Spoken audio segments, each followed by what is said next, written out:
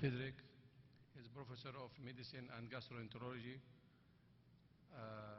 Associated Vice President, University of Alberta in Canada. He will speak about expert strategy for management IBD with biological clinical tips to optimize the treatment approach. Welcome, Professor Fedorak. Mr. Chairman, ladies and gentlemen, thank you for this very kind invitation to your meeting. I've really enjoyed myself in Saudi. So far, I had the opportunity to visit the Red Sea yesterday and enjoy being here at this meeting. I have wanted to talk to you about optimizing IBD treatment and outcomes, and we're going to cover through 10 strategies that I use to optimize this treatment. It's very interesting to see the increase you have in Crohn's disease, and I'm glad that you've started a registry, and I think there's lots of opportunity for research to determine why that surge is occurring here in Saudi and what has changed in your environment that is allowing that to happen.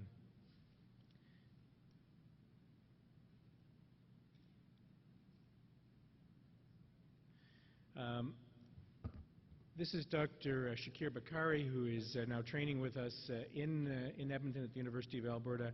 And here you see him performing an endoscopy last week. We trained a number of the gastroenterologists that are here in this room and hope to continue to be able to do so. So these are the 10 strategies I want to talk about. Let's begin with profiling high risk. It's important that we treat our patients aggressively if they're at high risk. We've identified a number of factors that would put your patient at high risk and would change the way you should think about their treatment. So young patients, which is most of them, weight loss is a risk factor. Proximal disease in the jejunum is a risk factor. Long segment ileal disease, over 15 or 20 centimeters long, is a risk factor. Colonic disease, perianal disease, stricturing diseases, all of these categories are risk factors for complications. And indeed, if you have more than 3 of these present, your risk of complication is over 90%. So we would classify these patients who have any of these as being at high risk. Ulcerative colitis, we're also developing high-risk features for ulcerative colitis. Previous corticosteroid use, those with high CRPs, over 100, pancolitis, and those on endoscopy that have deep ulceration also are at high risk, and we measure high risk by the risk of colectomy at 10 years. So the first thing you need to do is classify your patients into those high-risk categories. And if they do, that translates into, for me, accelerated induction therapy. That means that you identify a high-risk patient, you're going to treat them with corticosteroids and an immunosuppressive agent at their first diagnosis. The steroids would be rapidly tapered off, and we use those steroids. It will get them into remission early, it'll help them feel well, and then the immunosuppressive agent, azathioprine, methotrexate, should keep them well. We also know that if they have a flare within the first year, that they then move on to biologic therapy. We give them another short course of corticosteroids, continue their immunosuppressive agent, and use biologic therapy. So this accelerated program is how we would treat those patients with high risk. So the first strategy is to identify high risk versus low risk and use accelerated induction therapy in those high-risk patients. Let's talk about that optimization of the induction therapy. I put on this graph a number of different trials, and I'll just walk you through it. You can see that here from the SONIC trial is monotherapy with azathioprine, and it puts a certain number of patients into remission. Monotherapy with infliximab does the same. You combine infliximab and azathioprine and you get a little more remission. But move over here and look at what I call triple therapy. So a short course of corticosteroids plus infliximab plus azathioprine gives you remission rates off steroids of around 80%. And in our COMET trial, where we looked at methotrexate, corticosteroids plus infliximab plus methotrexate in this trial, again, we had response rates of around 80%. So I think that there's a usefulness in using corticosteroids in your induction therapy, really to reduce that inflammatory burden and allow your immunomodulators and biologics to work. So you want to optimize induction therapy, use what I call this triple induction therapy of your corticosteroids, your biologic, and your immunosuppressive agent. Let's talk about maintenance therapy. What strategies do the experts know for maintenance therapy? Well, we know combination therapy. We know that for Crohn's disease, and the SONIC trial and others have shown us, and I've circled it in red, the blue bar there. You can see that infliximab and azathioprine was superior to infliximab alone or azathioprine alone. So if you're using combination therapy, you're going to get better results. And this transcends through to the rheumatologic literature. We know that as well. Combination therapy there works better than monotherapy. And a trial yet to be published, the UC Success trial, looked at infliximab plus azathioprine. And again, you see the blue bar circled in red, where the percent of patients with ulcerative colitis in remission was also higher with combination therapy. So when you get to maintenance therapy, you want to use combination with an immunosuppressive agent. I've shown you data with azathioprine, but I suspect the data with methotrexate would be similar. Let's talk a little bit about mucosal healing. Dr. Penas is going to tell us more about that. But mucosal healing, combination therapy, delivers more mucosal healing. And again, from the SONIC trial, I've showed you the mucosal healing rates here and circled the infliximab plus azathioprine bar, and you can see more mucosal healing with combination therapy. So the experts know to use combination therapy. The experts are also learning that treating aggressively earlier is better. And this is a slide that looks at adalimumab treated patients and divided them into the years from diagnosis, less than 2 years, 2 to 5 years, and greater than 5 years. And on the y-axis is mucosal healing rates at 12%. And you can see that the patients who we treated earlier in this trial with adalimumab had more mucosal healing and ultimately better outcomes than those in whom we waited for 5 years or longer. And it makes sense if you think that Crohn's disease is a transmural disease and you're going to get stricturing and scarring, and if you wait too long, those changes will be irreversible. And so early treatment, aggressive treatment for your Crohn's disease patients here in Saudi is probably the way you need to think. And mucosal healing also improves hospitalization and surgery rates. Now, endoscopically, it's hard to endoscope all of our Crohn's patients. So there are surrogate markers, and I'm sure Dr. Panis will talk to you about this, that we have available looking at mucosal healing. And calprotectin is one of those that we're using in Edmonton. So mucosal healing is important. You need to think about it. You need to use your drugs early. But we're not there yet where we need to endoscope everybody. Let's look at loss of response. You need to have a plan B.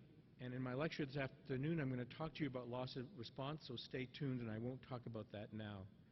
But you need to have stopping rules. And are there stopping rules? So this is an area of controversy. This is what I believe. Should you stop azathioprine after a time?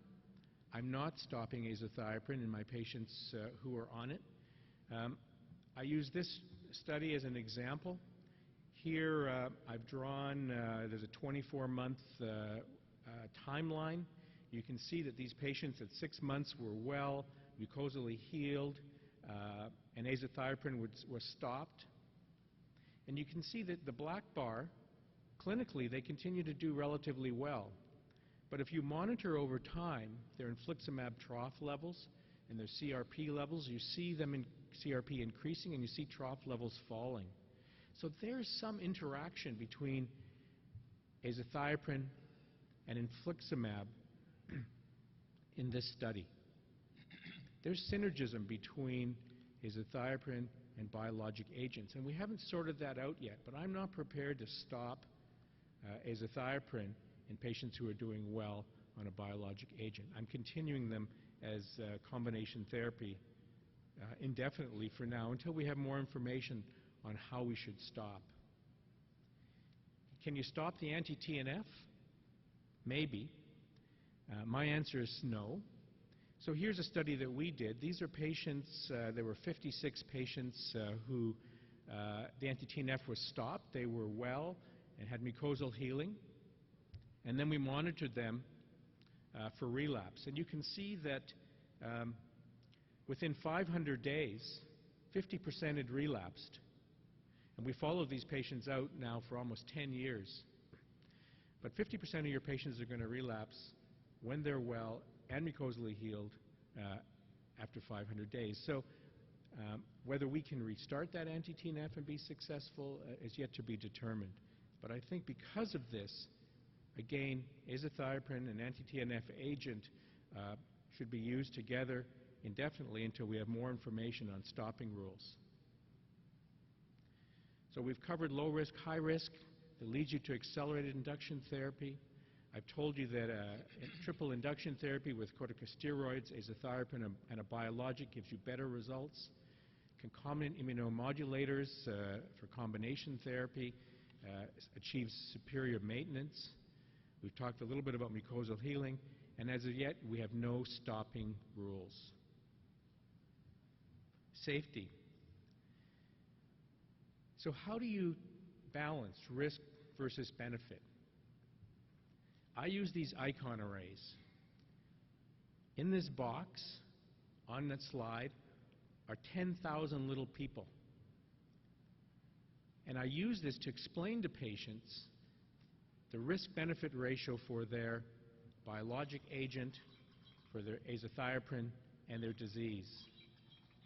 You can see in this graph 10,000 people. The little red bar up in the far left-hand corner on your side there is 2 people. So 2 in 10,000 people with Crohn's disease will get lymphoma. If you take Crohn's disease plus infliximab, 4 in 10,000 people will get lymphoma. And if you add azathioprine, like I'm telling you, for combination therapy, 6 in 10,000 people will get lymphoma. So when you talk to patients about 6 in 10,000, they don't understand what you're talking about. Put it into perspective. Here's the surgical mortality rate in my province. Here's the surgery within 5-year rate within my province. And when you put these things into perspective for patients, it gives them a better idea between the risk and benefit ratio. And so when you're talking about biologic agents and you're talking about combination therapy, you need to be able to explain that risk versus benefit, both to yourself and to your patients. Surveillance. In my country and in my city and in my hospital, we don't do surveillance correctly. For ulcerative colitis, we do colonoscopies. We follow the British guidelines every 3 years, 2 years, 1 year, depending upon your duration of your ulcerative colitis. And we do random biopsies every 10 centimeters, taking 4-quadrant biopsies. But that's not adequate, I think, in 2013. Chromoendoscopy and targeted biopsies detects 44% more dysplasia versus white light and random biopsies. And this meta-analysis from a few years ago now demonstrates that fact in all of the trials that have been done over the 2000s. And there's additional trials that continue to confirm this. We, as gastroenterologists, need to train ourselves in chromoendoscopy. It's not difficult. We need to take targeted biopsies. We need to understand pit patterns. And we'll pick up more dysplasia. And I saw your colon cancer rate in your ulcerative colitis, similar to most other centers. And I think we could do a better job in reducing that rate if we had chromoendoscopy and targeted biopsies. So I'm asking you to think about that and develop chromoendoscopy at your centers. We need to treat the patient as a whole. we're not only treating their inflammatory bowel disease, but we need to treat other parts.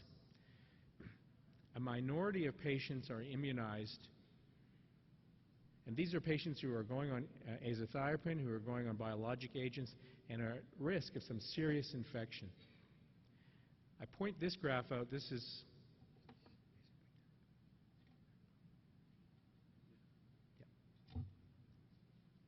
I point this graph out as a study from Gil Melmid a number of years ago. The blue bars are those patients who are at risk of an infection. And you can see that in this study, many of these patients were at risk. But if you look at the arrows and the purple bars, you can see the actual number of patients who were immunized, which is a lot less than those that were at risk. And so we're not talking to our patients about that. We're not thinking about that. And this is a study we did in Canada, and all you need to know is the bar at the bottom is gastroenterologists, like yourself, were asked to complete a survey about what they knew about preventing infection in immunocompromised patients. And the bottom line bar here is 45% did not know what to do.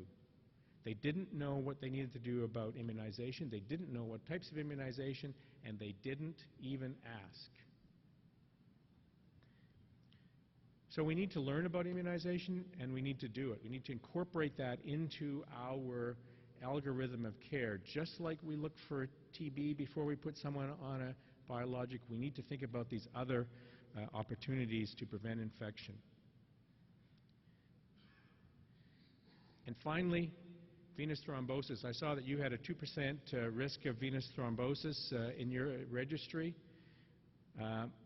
All centers have similar amounts, and we need to prophylax those patients. Anyone coming into hospital for management of their inflammatory bowel disease should be prophylaxed against venous thrombosis. So I'm going to end here by telling you that these are the 10 strategies that experts know that you may not. These are the 10 strategies that we use to optimize care in IBD. And let me just go through them quickly. Identify your high-risk patient and use accelerated induction therapy. Use triple induction therapy with corticosteroids to reduce that inflammatory burden. Use combination therapy for maintenance. Look for mucosal healing. Understand that we don't have any stopping rules, and you need to continue these drugs until we do. Understand the benefit versus risk. Use chromoendoscopy and targeted biopsies over pit patterns for your dysplasia surveillance. Vaccinate the patients, learn about that, refer them to your public health department, and when they're in hospital, use prophylaxis for their DVT. Mr. Chairman, ladies and gentlemen, thank you for your attention.